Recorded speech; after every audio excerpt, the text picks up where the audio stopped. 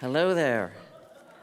I hope it's not too rainy that may have some effect on attendance, but I'm Martha Teichner. I want to say hello to you, and with me today is Mahsa Vadat, who is the Suzan D. Boyd Composer in Residence this year. And I'm curious, how many of you saw the performance that the Vivaldi and, oh, so pretty much everybody. Oh, that's good. That helps a lot. And how many of you thought it was magnificent and beautiful? So, you know a little bit about her then, but I'd like her to, could you please kind of tell your life story, and so that people will really understand how you came to be doing what you're doing. Yes. Hello, everybody. Lovely to be here. Yes, my music life, in a way, my earliest memory of music, related to music, is to a home, the first home that I grew up in Tehran. In that home, there was a room, and it was a gramophone there. That gramophone that belonged to my parents, and my parents had a very, very nice collections of classical and traditional and regional Iranian music at that time.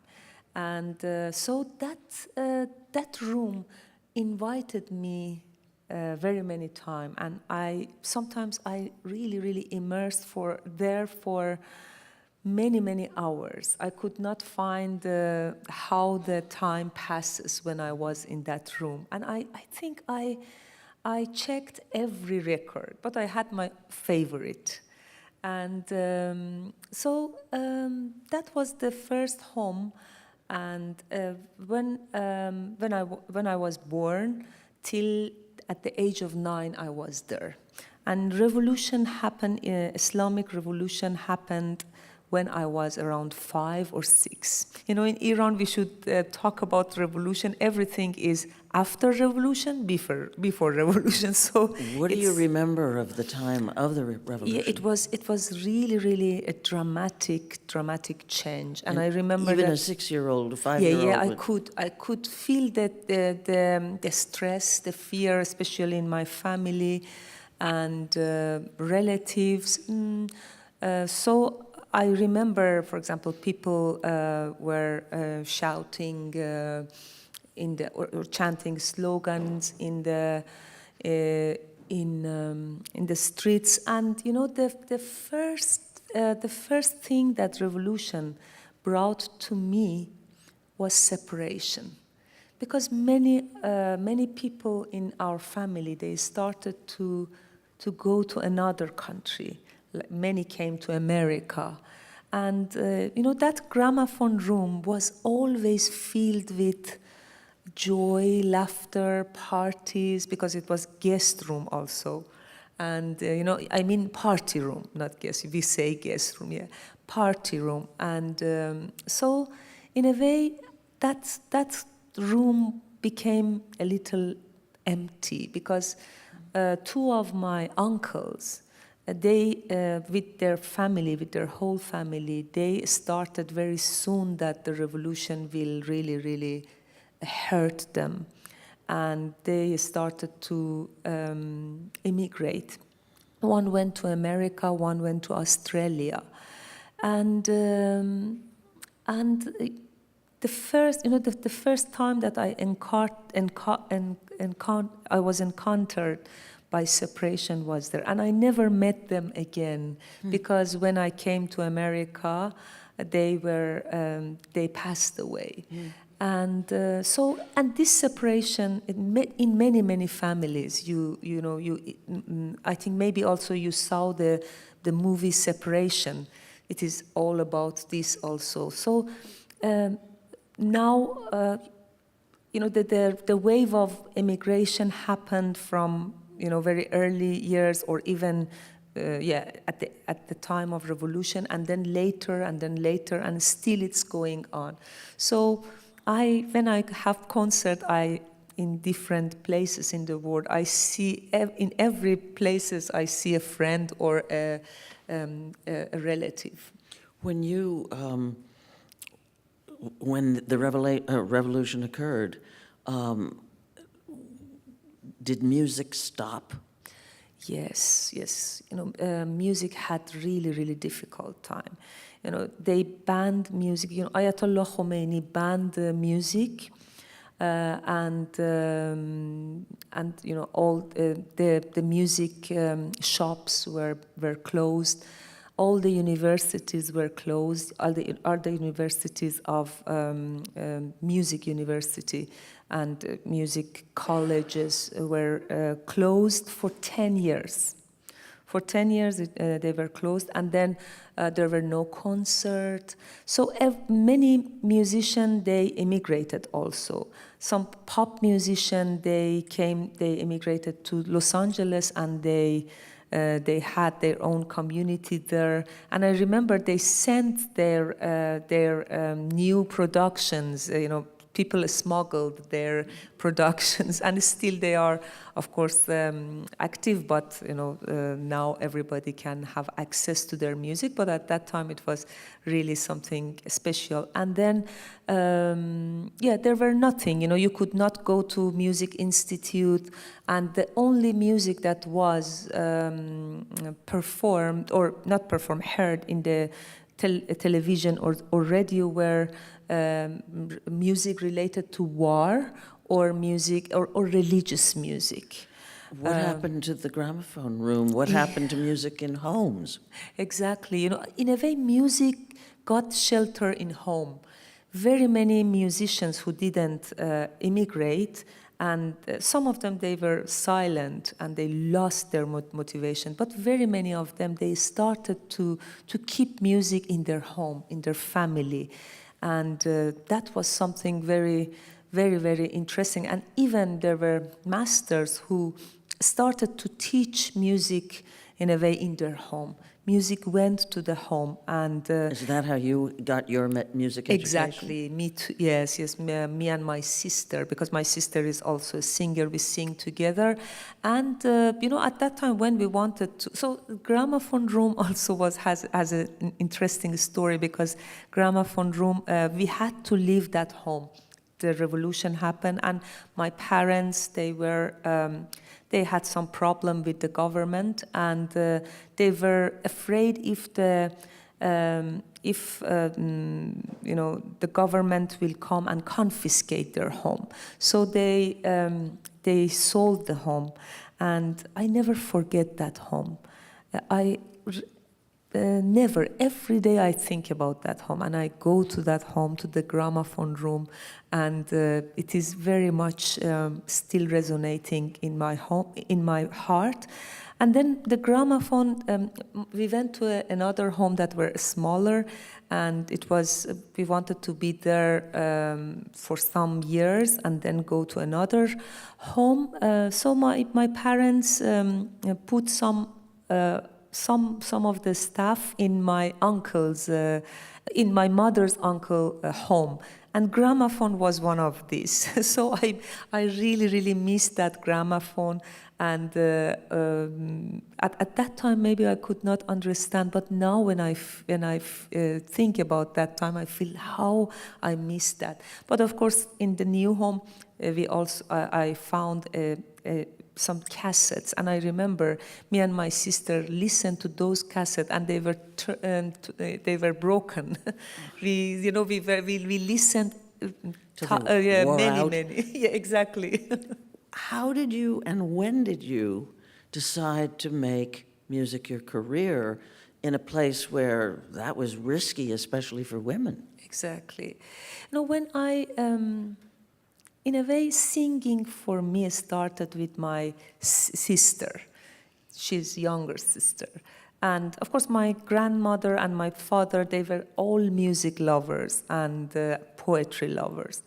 And my sister used to sing in the gathering of families, and she was, for example, 6 or 5, 7, and she sang classical Persian music. So it was very interesting for people that, you know, a young a kid is interested in classical music. So she and she was very popular among people. And I remember I corrected her. Her texts, because the texts were heavy. Sometimes I didn't understand Hafez or Rumi, and and 2 times it happened when I was around 11 or yes, something like that, that I also, because I was shy, I never imagined that I could sing among people. And 2 times happened that I also sang among friends and my parents' friends and relatives. And those moments changed my life. I was thinking, I got a very good response from the people. And then the shyness went away, and I became a more social person. Music really, really gave me strength. And then later, of course, we started to see how we can learn music, you know, because at that time also difficult to find a music institute. So we were lucky. I had a classmate, her mother was singer, and she invited me and Marjan, my sister, to her classes. And we started to learn Iranian traditional and classical music, and that also changed. It was every Thursday.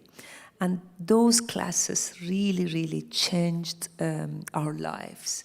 And then later, of course, during this time, government started to understand that they cannot ban the music completely. So they started to lift some restriction on music.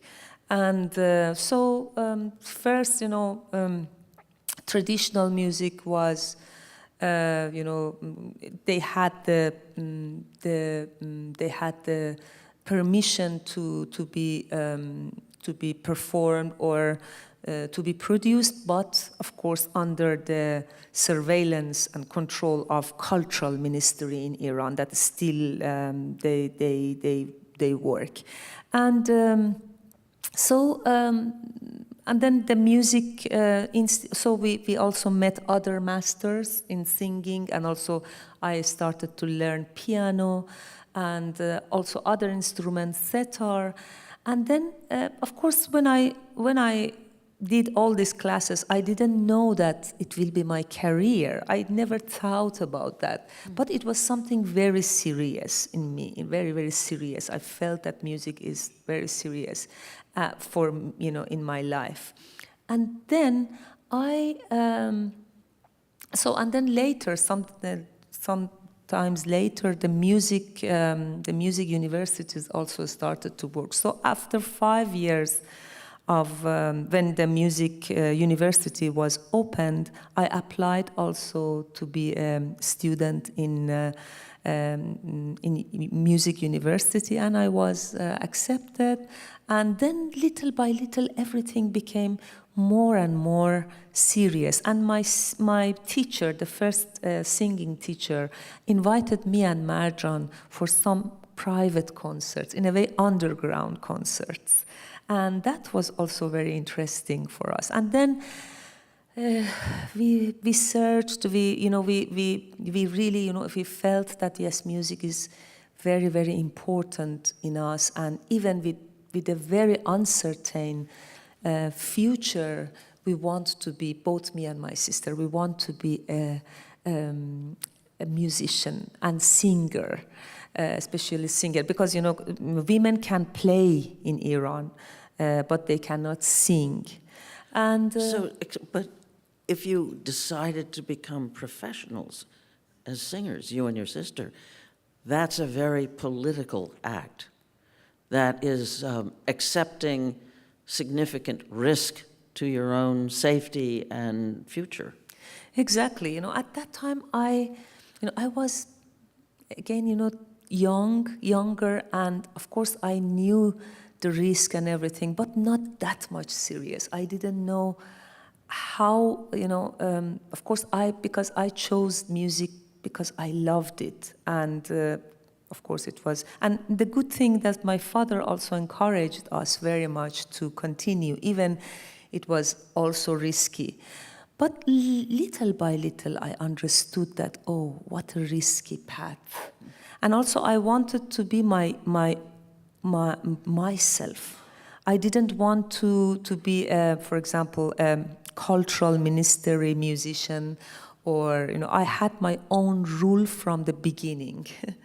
And little by little, everything became more, from the political point of view, and the risk that it became more revealed for me. Because maybe also I had a hope, because in Iran, Iranians always think that this regime will go. From the beginning, I remember my parents said, no, they cannot stay maybe 1 month. And But then now, yes. How many years? 79? It was 79, exactly. So they are still there. So I had also in between the, when I was learning music, I was thinking that, yes, maybe they don't survive, and that the situation will be better for women. I could not imagine that, and so because of this, I had always hope. And but later I did my first concerts in Iran. That was with my teacher and my sister underground. It was 94. And then I was invited later to Europe in 1997. And, when I wanted to perform in Europe, of course, many people told that maybe it's better if you cover your hair when you perform outside, because to not create any sensitivity for the government. But I didn't. From the beginning, I wanted to set my own rule. And of course, at that time, nobody knew me, from the government. I was very young. But later, also, when things were more developed and I was invited in more festivals, still till now, I never covered my hair when I have concert outside of Iran.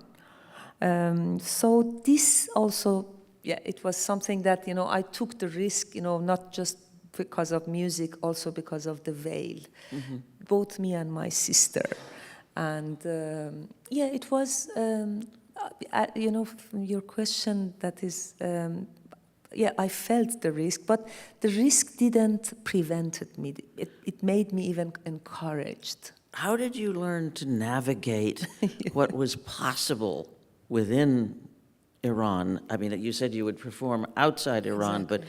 but how did you have to function to get around restrictions or to not get caught? Yeah, exactly. It is something that, it's like a battlefield that you are always should find a way how you can navigate your, when I was in Iran, I tried to stay in Iran, but it was impossible.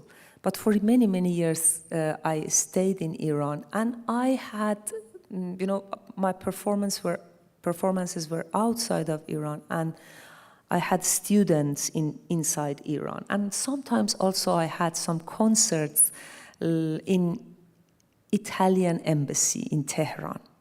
Italian embassy served me and my sister like a very faithful stage. It has a very beautiful Persian architect, and we are very happy that it is in the hand of Italian because they can keep it very, very well. And it has a beautiful garden. And 3 times me and my sister had concerts there. And effectively, that's Italian soil. Exactly. So yeah. nobody can get at you. Exactly, and we had our concerts there, and it was very good for me because I could invite my relatives, my friends that they cannot sometimes always come to my concerts outside of Iran. So I found a way. I had. I never censored myself in creativity because I feel that it's very important that you are loyal to when you create. But I didn't, one of the ways that I found, that I will be not very much seen. For example, I didn't have very many interviews with Iranian opposition radio and television, because if I did, they could see me, I could be more visible. And of course, sometimes it could be very nice for presenting my music, but I was thinking that it's better if as long as I can do my work and stay in Iran and go, it's better. So it was one of the strategy that I tried to. What was it that changed everything? Sorry? What changed everything and forced you to leave? Yes, in 2015, of course, I got sometimes, before that, before 2015, I had from the security service or from cultural ministry. I had some, they summoned me for some questions, but they were mild. It was, so I also, replied every answer. And, but in 2015, something happened because of our many activities. The first time that seriously they summoned me, it was in 2009, during the Green Movement. And it was after releasing an album that I did with Mighty Sam McLean, American blues singer. I made 2 albums, Scent of Reunion and A Deeper Tone of Longing. You can also find everywhere in Spotify, in every platform. YouTube as well. YouTube, yeah, exactly. And they were a little, and it was so well received among people.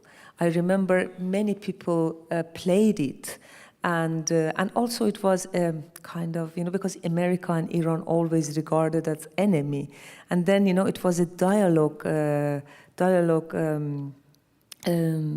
collaboration, and also proved that music can go beyond politics, so that was something very interesting for people. And also the message of love and everything. It was love duet across civilizations. And so that was the first time, but it was gentle. So they didn't confiscate my passport or just some questions. But in 2015, it was very serious. They took our passports, me and my sister, and then they put us in court, and then we were faced with a very notorious judge. I never forget when I confronted him, and our accusation were many. So, for example, one of the accusations, the most important, was in 2013, me and my sister, we made a video, a very rough video with no edit, and about hope, twinklings of hope. Also, you can find this record. And we performed it together with other musicians that they played with us at the rooftop of our home in Tehran, without veil. So we wanted to say, and then we put it in YouTube. And we wanted to tell that we are not underground. We are we are there, and the whole Tehran was our in a way like a stage. And then after some years, it made them so angry and furious. And it was about hope. And I remember when we had interrogation, they told, why you did that music? And I said, because I had hope. But so... Why is that controversial? Yeah, exactly. And this was a very, very, for them, it was a very main excuse for this court case. And then also we had a verdict of 5 years in prison, each, me and my sister. But it was good because it was equal.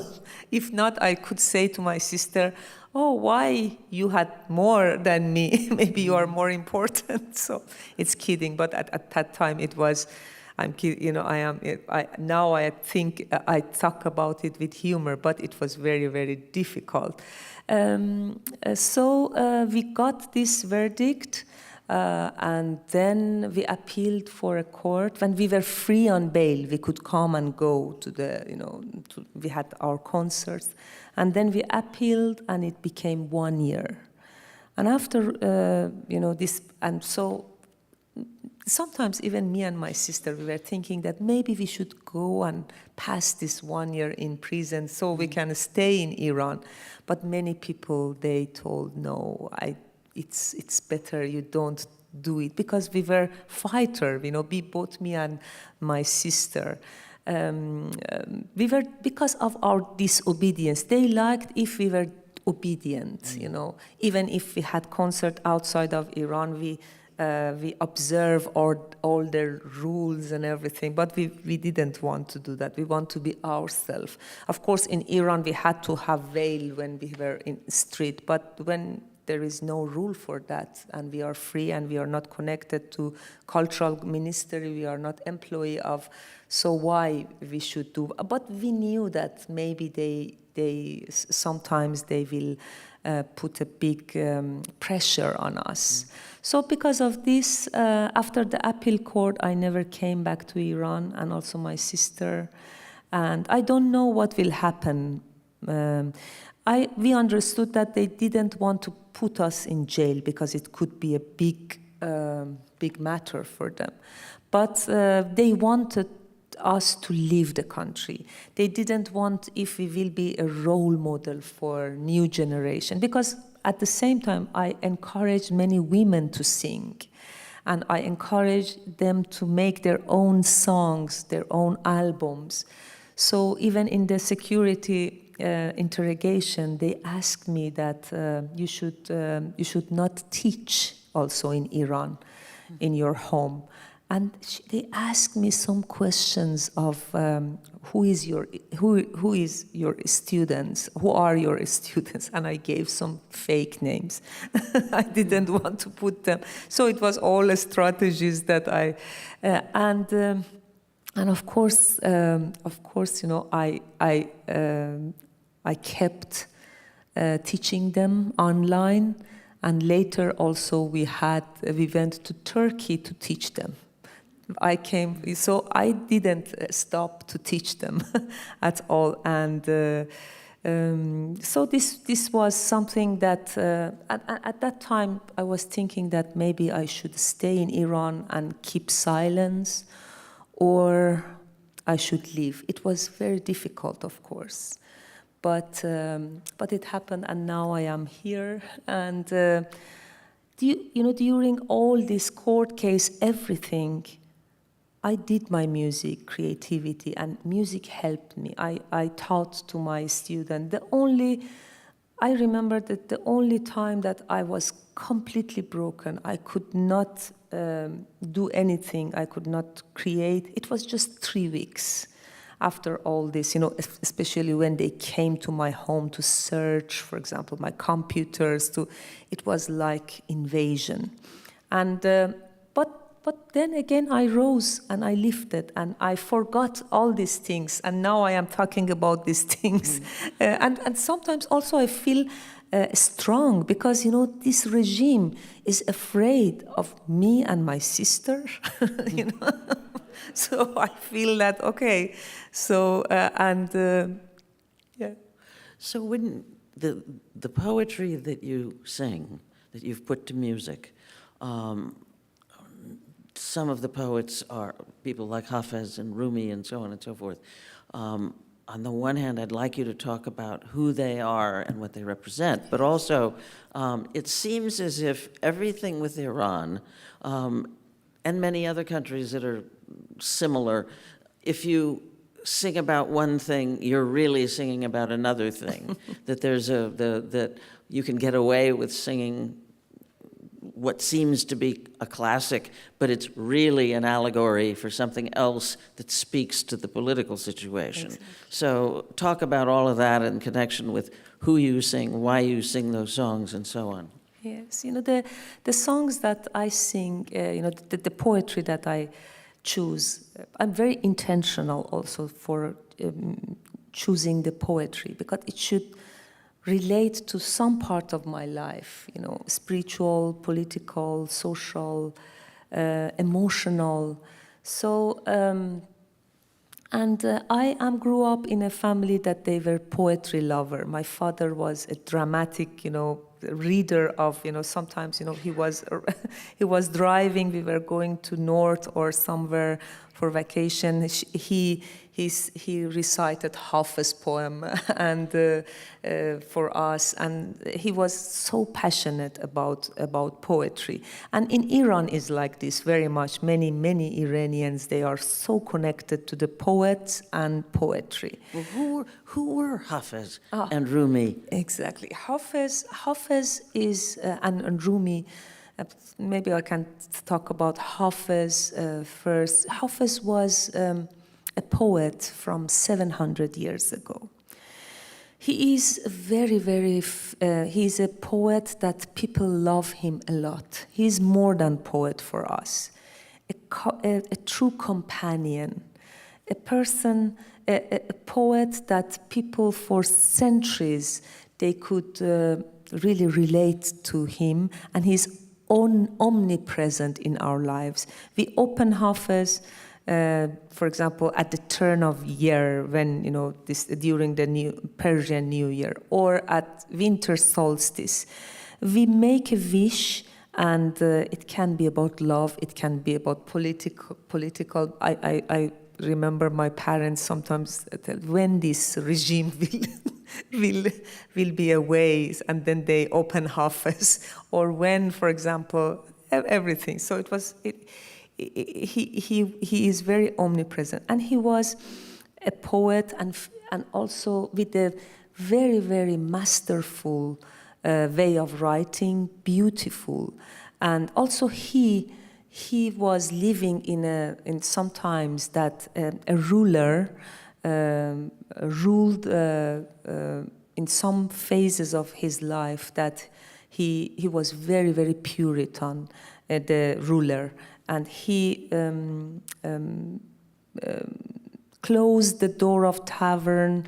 He banned music. So Hafez suffered a lot. So Hafez is, of course, a spiritual love. He has a lot of spiritual poem, love poem, but at the same time a lot of political poems, because of this ruler. And then he also found a way how he could be not caught or arrested, with the language that he used for.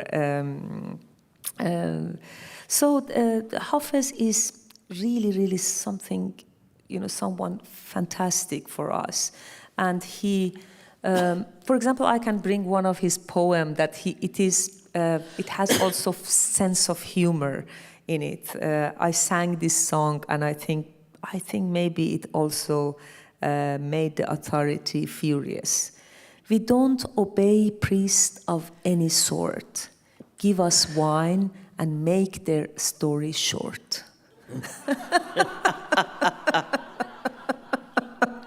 So you can understand who he was.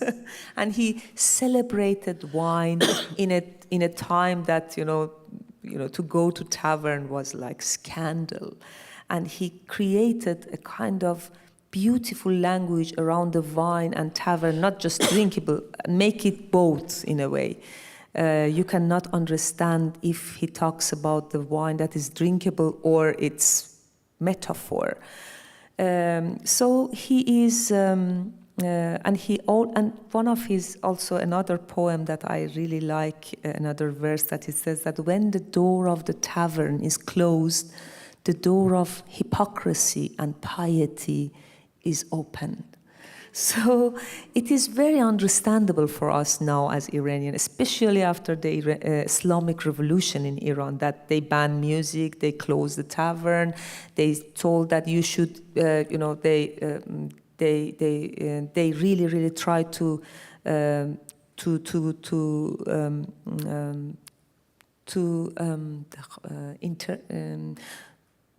invade your life in a way. It's for example, you should wear this, you should wear that, you should wear hijab, everything. So in a way, we understand Hafiz from our bone and flesh. So, and he's, yes, it's amazing that how a poet like him can be so present, and his messages are so important. Not only him, also Rumi, who was also from 800 years ago. He was a teacher and preacher, and when he met Shams of Tabriz, a very unconventional Sufi, that was very interesting for Rumi and brought a lot of questions for him, philosophical questions or faith-related questions. A rebirth happened in Rumi, and he became a chanting poet, a crazy poet. And this meeting created a fantastic treasure of love poems that I really connect with them because they are very also innovative. He really passes all the grammatical barriers. Also sometimes you see that he really make the border between faith and heresy very vague. So these poets, they were in a way thinkers, important thinkers and philosophers too. And their message is not just for some specific people from faith or geography. They embrace everybody. And this is something that, because of this, I think they created something that still, many people in the world can relate, a kind of universal sentiment exists in their poems, and also beauty.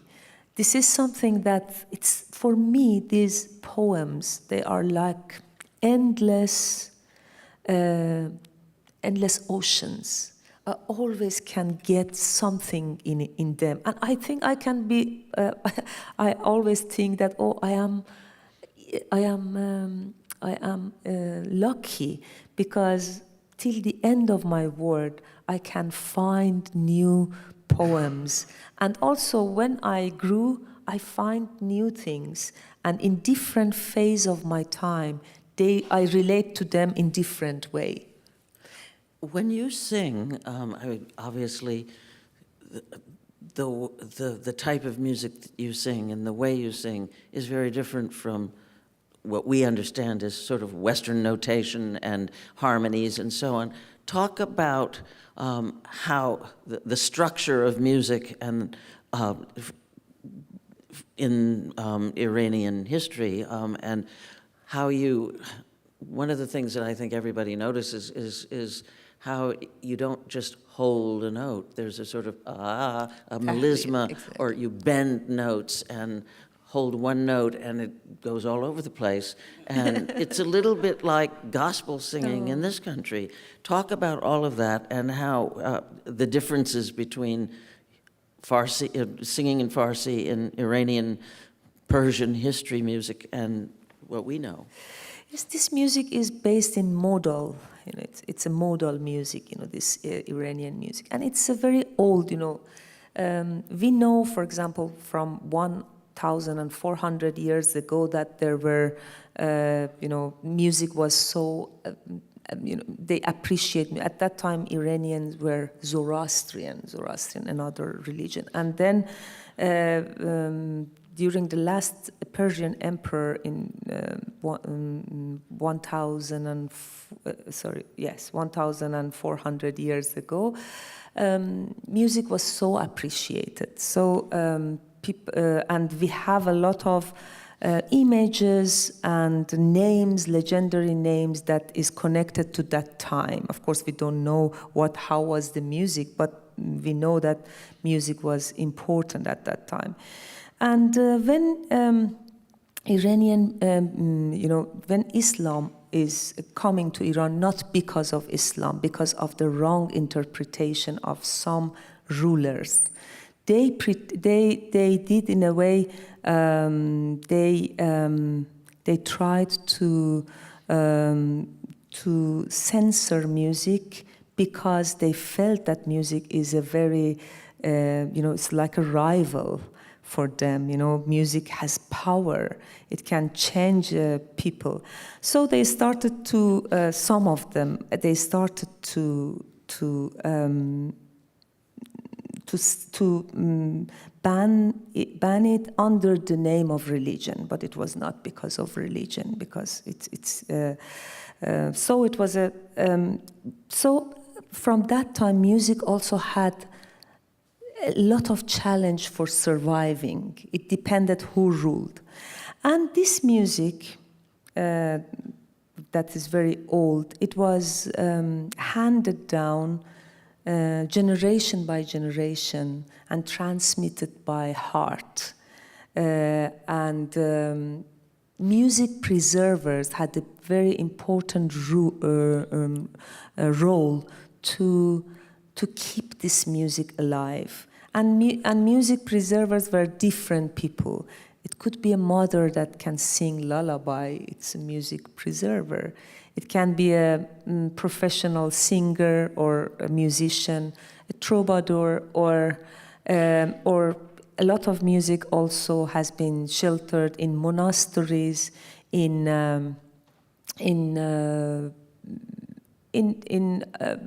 different traditions, for example, different rituals like funerals, like many countries, music is like this, handed down, passed down through generations like this, and sometimes even in religious ceremonies, because the only places that music, in some part of the history, the only places that music had the right to be there, it was some religious places or religious theater or music.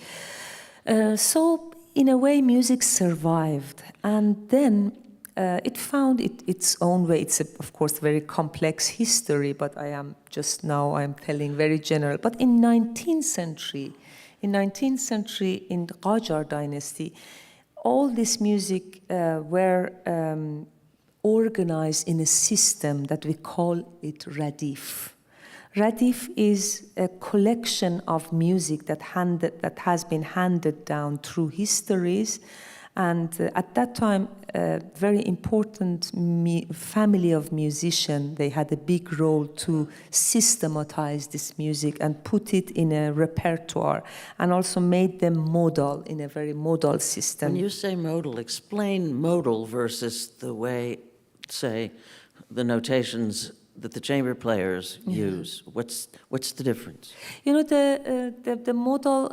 Of course, it's a very complicated way. If I want to bring it to the word, but modal system is very much. It's based in tetrachord. Atabak, yeah, it's based in tetrachord, and also it has. Every mode has its own rule. And also it creates different emotional intensity in the body. So at that time, when they wanted to play to play, for example, a music in the very old time. They were so intentional what music they should perform in morning, in the evening, or so it had, and it is the music that this modal music is also a lot of variation, and so it's not just I mean, Atoba, can you help me a little for more? Yeah, I mean about the modal music. How can I bring the, have a... Actually, when the music, when the song moves in modal music, most of the time, the center of tone is changing. Yeah, exactly. In tonal system, you know this is C major, always it goes and back to the C. But in modal system, our modal system, when the melody starts from a place, it goes maybe to C, G, E, F, E flat, always the center of the tone is changing. Huh. Because of this, we say it's not exactly the tonal system. Yeah. It's another system. I think maybe the evolutions. Yes, so and it that has explains how the singing works too. Yeah. And the singing, the thing that you mentioned about singing, this this ornamentation that I use, it called tahrir. Tahrir is like, hey, oh, it's like the very much is inspired by the songs from birds, originally. But it has been developed as a very, very important technique that is a very important element of Iranian classical singing. And it is sometimes these tahrirs, they are very much independent. And sometimes they come between the words, and in a way they want to make the words more beautiful in a way. And it's very important when for example, when I want to choose a poem of Hafez, I choose which word can be more, they need more ornamentation, or they can be more shining, so I'm very intentional also which words I can give more ornamentation. And it is also very important from aesthetic point of view that you don't overuse all this ornamentation. In the older time, they used a lot, and it was a kind of showing a muscle that, if you do very long and, but for example, for me, I like very much to see when I need to ornament the ornamented, and I don't want, because if you overuse it, then people cannot very much listen to the ornamentation. So because of this, I also developed a kind of different way, but very much based in tradition. I hear it when I listen to it. It's interesting to me that in a way it sounds like the call to prayer, the Islamic call to prayer. And I found myself wondering which came first, the style of singing or the call to prayer, because Islam isn't that old, and the Persian culture and the Zoroastrian culture and so are way older than Islam. Yeah, because I think, of course I cannot tell which one, but I think that, the music, for example, that this radif system, that it is both vocal and also instrumental, they have, when you hear them, you can sometimes feel that, it's the music that is very close to a religious Islamic hymn or something that they, like in azan, the calling prayer, or it is, or, it has a lot of feeling, or because they come from religious music, epic music, and religious, both Zoroastrian and Islamic in a way, you know, because they adopted in a way, they influenced each other all of, because, you know, when they sing, you know, Quran, they always sing with voice and ornamentation, and very many people who sing Quran, they are very good also singer, they have very good command of their, so it is something that they influence each other. I don't know really how Which is older. yeah, exactly, but you know, this Radif, you know, this collection of music, they are from different origins, religious, secular, or epic, or tea houses. From tea houses, a lot of them, you know, a lot of music also has been gathered in tea houses, because tea houses was a place that people gathered and they talked about poetry, music, and political things. But you know, in general, in 19th century was an important time for classical Iranian music because it was organized. But you know, there are also in Iranian music, there are not just this classical Radif system, there is also regional music, because Iran is a very diverse country. You know, the culture in the north is different from the culture in the south, or so, and even, you know, they also penetrated to Radif, to the traditional music, you know. It is something that they influenced a lot each other. All you know, I think when I think about music, I feel the whole life influence, you know, very many elements in life influence the music that we have. Is the technique of doing the ornamentation, is it hard to learn? Yes, it is. You know, it needs many years working. And it's very interesting. Some people, they have it naturally. Because when I train my student, even sometimes non-Iranian, I have some non-Iranian students, so I have an American student, she can do this tahrir. Whitney Houston sure could. So this is, yes, it takes years to learn, and also a different style. There are different school and styles of this ornamentation, and yeah, it is very. When you left Iran and came to the United States, I imagine that we talked about it when we saw each other earlier, suddenly finding yourself in a different culture, in a different using a different language, or surrounded by a different language, and far, far away from Iran, that whole experience brings up the question of what is home, and what's your identity in that new space? There was a play recently in New York called English, and it is about people studying English in Iran, and the teacher is someone who's been outside but has come back and is teaching English, and these are people who, in theory, are leaving.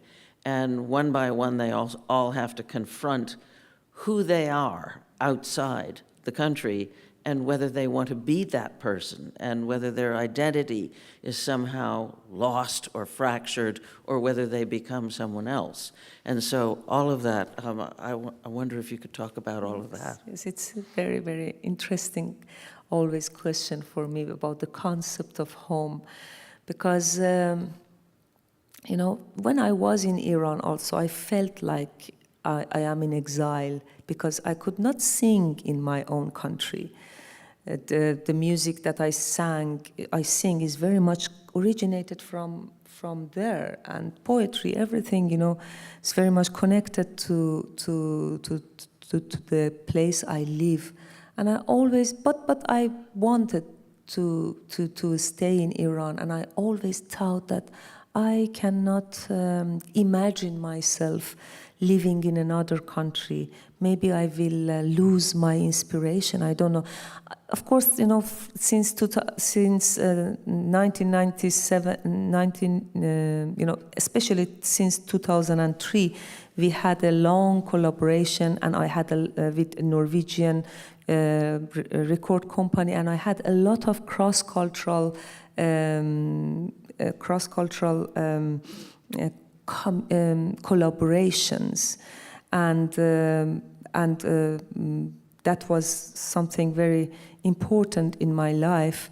But still, I wanted to do my concert, everything outside of Iran, and come back again to home.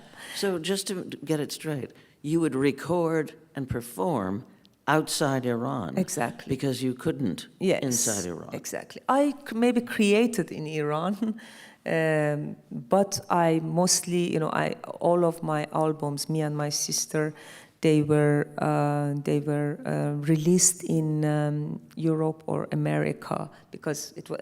But in Iran, sometimes I could see them. Sometimes people in bookshops they sold it under the table.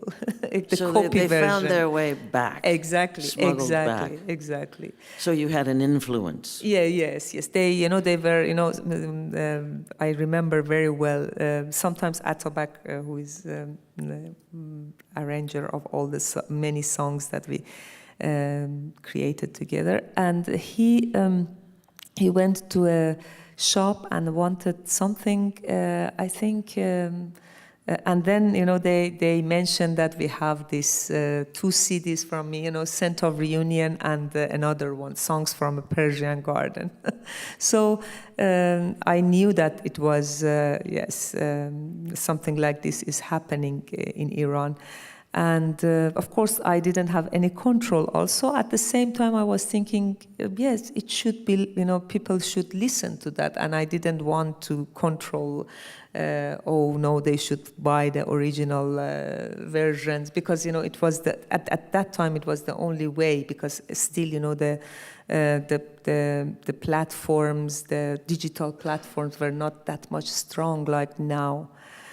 But here in this country, who are you speaking to? Are you speaking to people in Iran, particularly women? Are you speaking to the Iranian exile community living here? Are you somehow speaking to Americans who don't speak Farsi? To all of them.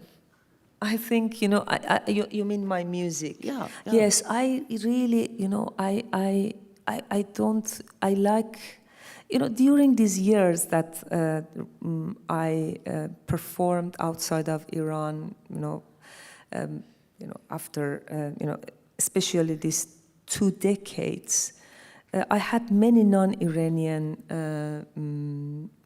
audiences, and maybe sometimes they don't understand my language, like yesterday. But the way that I interacted with them, something fantastic, and also helped me to develop my expression, that how I can transmit, for example, feeling of joy, sorrow, hope, to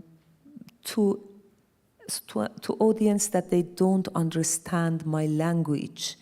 And sometimes people, they like to know about the poetry, and of course I tell. Sometimes even people, they want to imagine, and sometimes their imagination is you know, awakening something in me sometimes when they talk to me. So I feel that this profound connection that I have with audience, no matter where they are, is something very, very, very special for me all these years.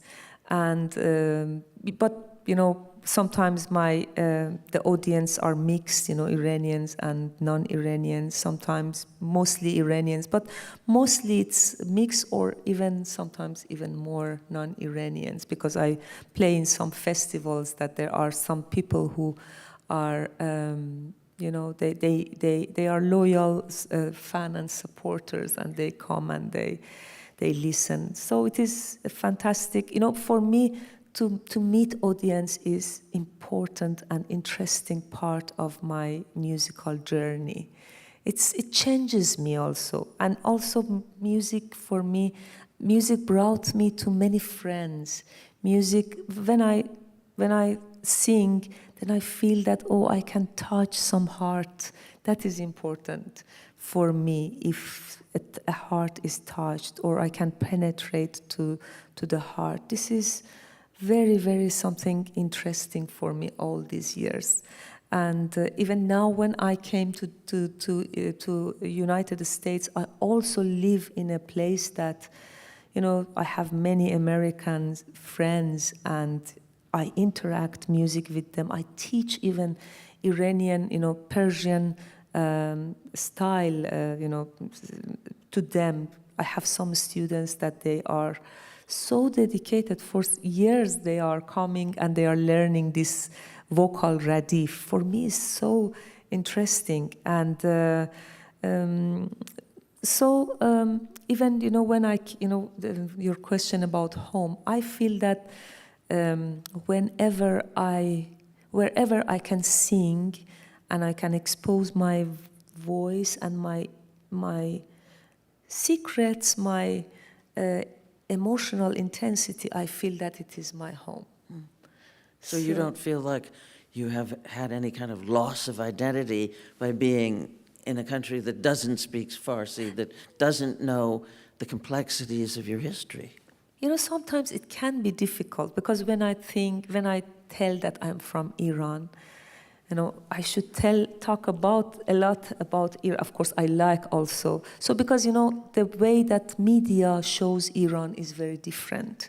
It's a very dark, of course it has political, it has a government that rule people in a very bad way, but it has also a lot of beauty that it is unveiled for. And so for me, music is a fantastic way to also present the beauty of my country, also the part that it is invisible for many, many people.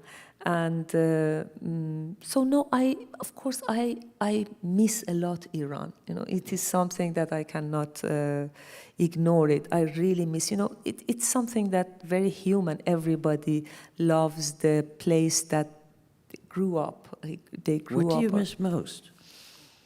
What I miss most, the nature very much, the mountains, and the alleys, and the brooks, and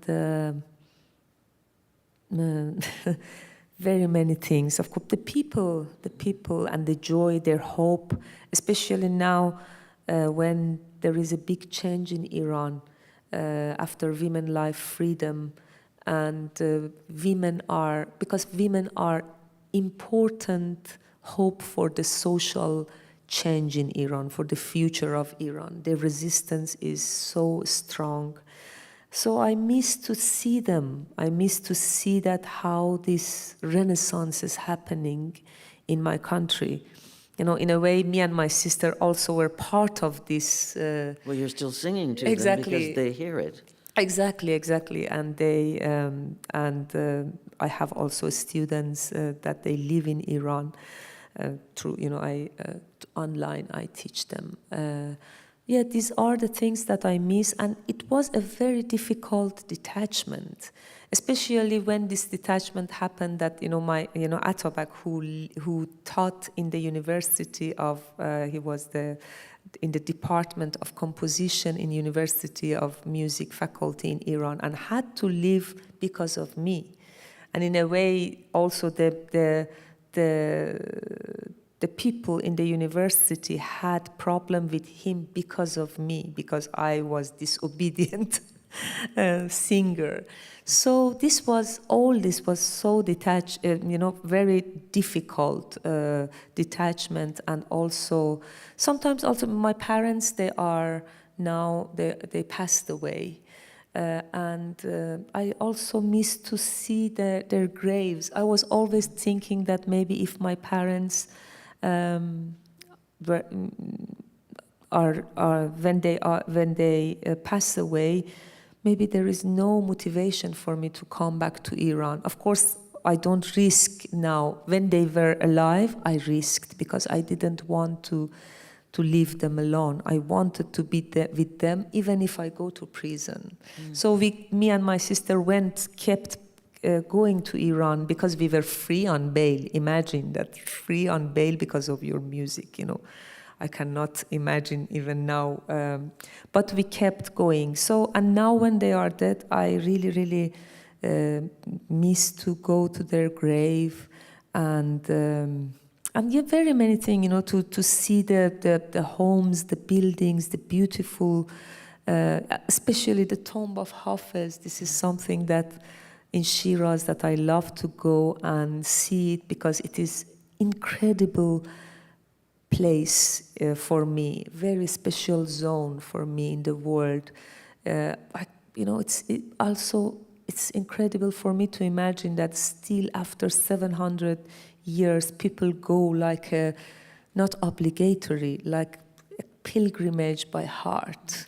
This is something, and it's the place that everybody goes, you know, Muslim, Jewish, Christians, Baha'i, seculars. This is a place that everybody goes. This is amazing. So I miss especially Hafiz.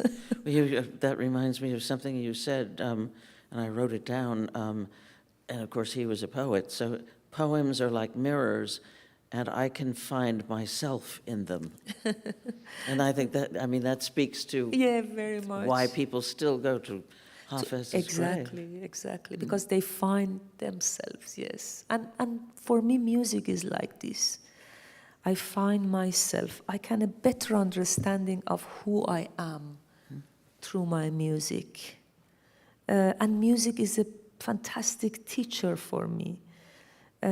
Sometimes whenever I want to prejudge sometimes about something, music teaches me, no, you should not. For example, it's like incredible teacher for me and loyal companion and everything, you know, it's something,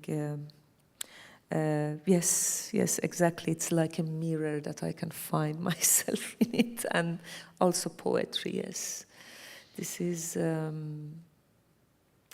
know, when you go to the tomb of Hafiz, there are some people who have some birds, and then they have these people, you know, you can pay them some money, and then also they have different poem of Hafiz, and this bird can pick you one of the poem of Hafiz. I miss these things a lot. That's funny. Yes, very. And then you can find, for example, I remember my sister found something in, you know, sometimes the interpretation is so funny. You should be good with your husband. Like fortune cookies. Yes. Yes. I think we have to be out by 20 after. So I'm going to open this to questions now. And if we have a little more light so I can see the people asking the questions, someone is coming with a microphone so we can hear you. Thank you. We were thrilled last night to see your performances. You had written 4 of the pieces and the text and music for one. That one in particular, I noticed something I had never seen in a musician in my life or singer. You seemed to have, even with your eyes closed, you were transmitting your passion and your music with your hand in the same tempo as what you were singing, which was unusual. I had never heard that before. It's like you were playing yourself. I can't do it, and it was so fast, I couldn't do it. Is this something unique to you, or is this something that you have learned that is part of that music heritage? Or are you aware that you do it? Yes, they are not organized. They are just, they are very much improvised. But I saw sometimes some singer, they use their hand, for example, but for me, I think they helped me a lot. They sing together with me in a way, and and also sometimes also I use them like a reflector. Sometimes I want to have a nice, better of hearing. Reverberation. Yeah, exactly. When I do, hey, hey. For example, Yes. I can do this with my hand, and then after years, yes, they are sometimes they come.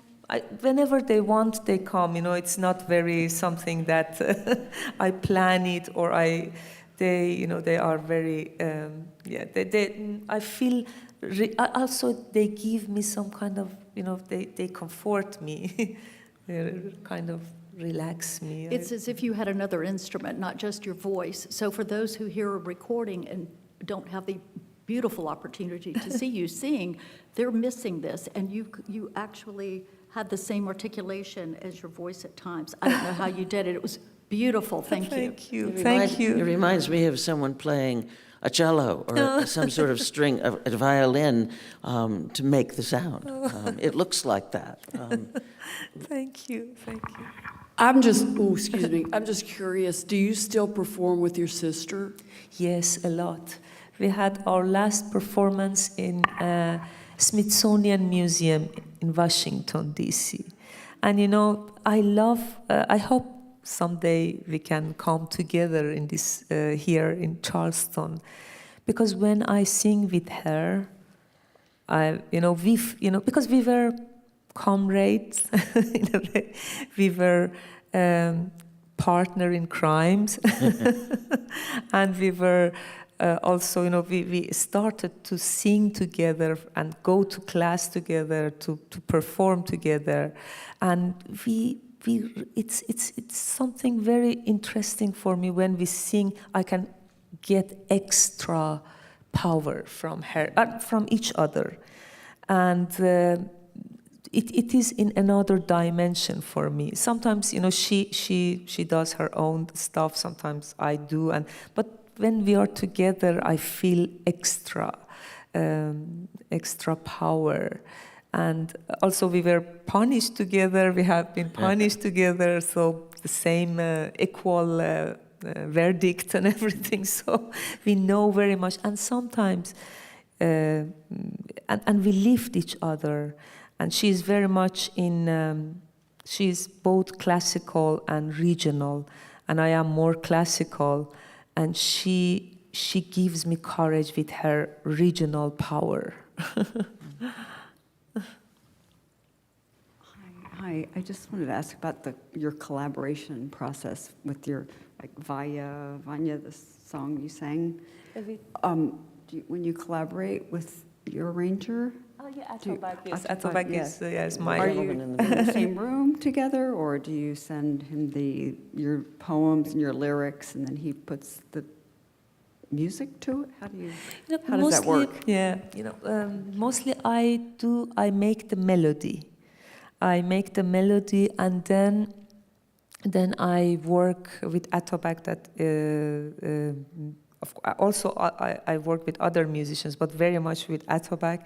And he sometimes also writes the poems. And sometimes I tell, for example, we made our last CD is Braids of Innocence. And it's with a Norwegian choir and me and a harp, and Atobak did all the music arrangement. And when I had a memory from many, many years ago when my uncle was a political prisoner, and I went to visit him at the Evin prison. That it's a lot of political prisoners they are, and it's like a high-ranking university, this Evin prison, because there are fantastic people there arrested, unfortunately. So it was a story that, of course, it will be too long but I told it was in me for years, And I, because sometimes when something is so strong in me, it cannot leave me till I make it, transform it to music or a poem.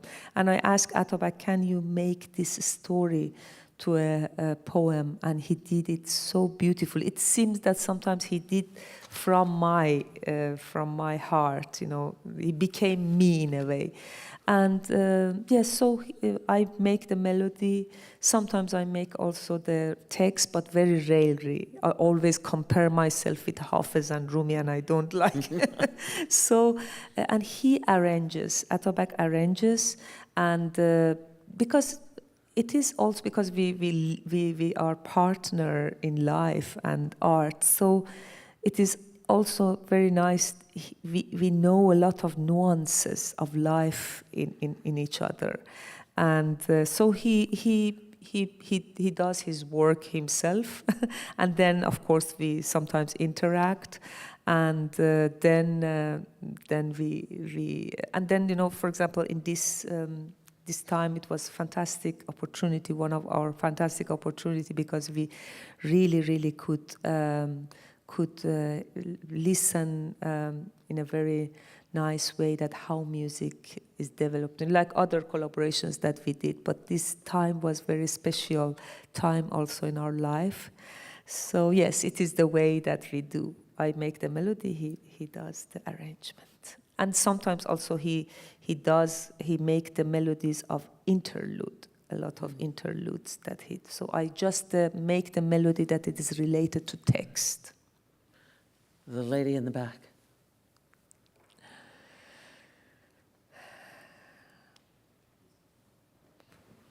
In a way, I'm very happy that he left university. I hijacked him. I felt like I was in the presence of a sage, and I wonder if you recognize that you're a sage. Sorry. She said she felt as if she was in the presence of a sage. And do you recognize that you're a sage? A sage. Yes, it's like a sage is a wise person who imparts knowledge and wisdom. Oh, thank you. I hope sometimes I am not very. Well, you said something to me yesterday that I thought was interesting. You weren't sure of the wording, but you talked about how a poem that involved that a bird who flies, that sort of the flying is still there even if the bird dies. Exactly. And I think that speaks to what she's talking about. Yeah, exactly. It's a poem by Furuk Farrokhzad. I also started the concert, these 3 concerts, with her poem. She was a very audacious and fearless poet and filmmaker. If you can see the film, This House is Black. It's about, it's a fantastic documentary. You should see it. It belongs more than 50 years ago. But she went to a place that, so you can find it in maybe some platforms. This House is Black, and also you should check her poems. She was very, very fearless and she expressed her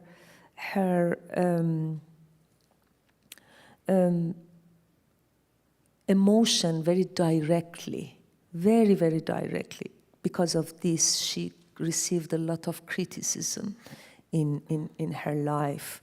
And even after the revolution, still the government doesn't like her because she is so courageous.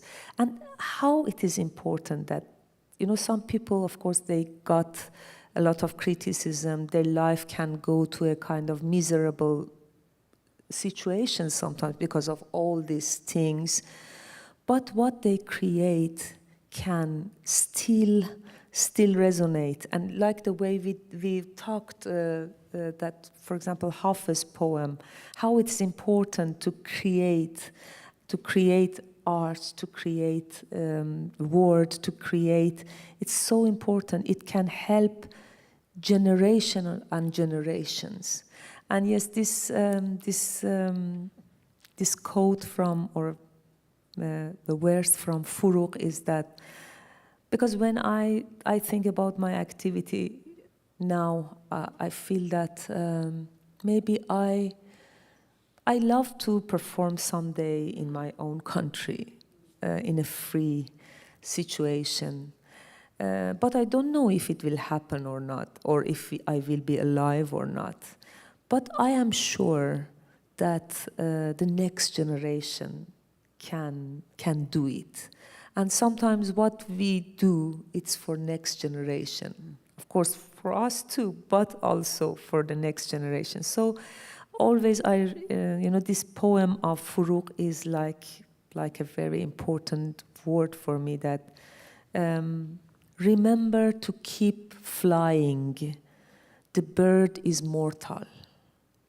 So just the action of flight or flying is important, because so the music that has been carried on for centuries here in our planet, it's because of the people who preserved it.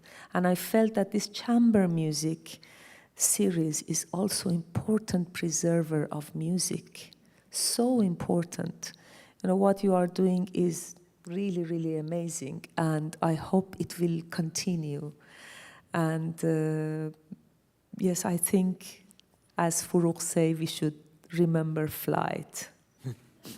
I think that's a good place to end. Thank you so much. Thank you. Thank you. A sage indeed.